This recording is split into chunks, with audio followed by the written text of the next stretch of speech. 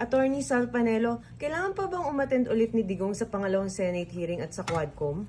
Naku, sabi ho ni Chair Coco Pimentel, mukhang hindi na ho kailangan dahil wala na rin sila may tatanong parang naitanong na lahat. Hindi ba sila nga sumuko, ayaw nga umalis ni Presidente Duterte, napusin natin to. Wala na silang maisip, may tanong, naisagot na lahat, kahit na hindi tinatanong, sinasagot niya.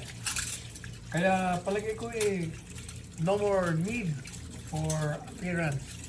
Pero yung Quad Committee, nag-imbita sa November 7 na. Kasi meron pa rin silang mga tatanungin iba. Teka muna, wala akong makitang pwede pang itanong. Dahil sinagot na nga lahat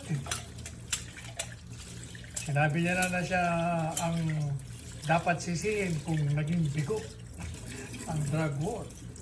Responsibilidad niya. Hindi, naliwanag niya na rin yung tungkol sa death squad.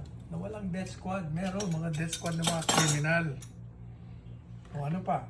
Sabi niya, wala siyang inuutos na patayin ng mga pinag-iinalaang mga kriminal. Ang sabi niya, arrestuin niyo, hulihin niyo.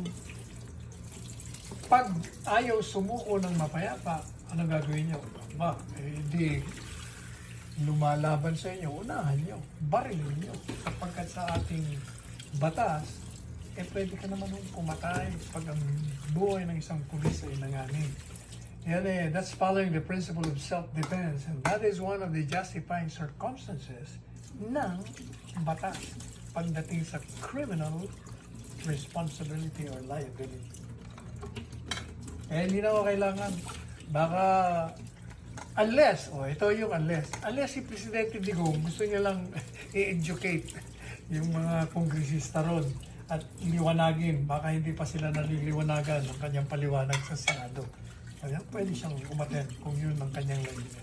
Pero kung ang layunin para magtatanong pa, wala na akong pwedeng itanong, nasagot niya na lahat ang mga dapat tanongin.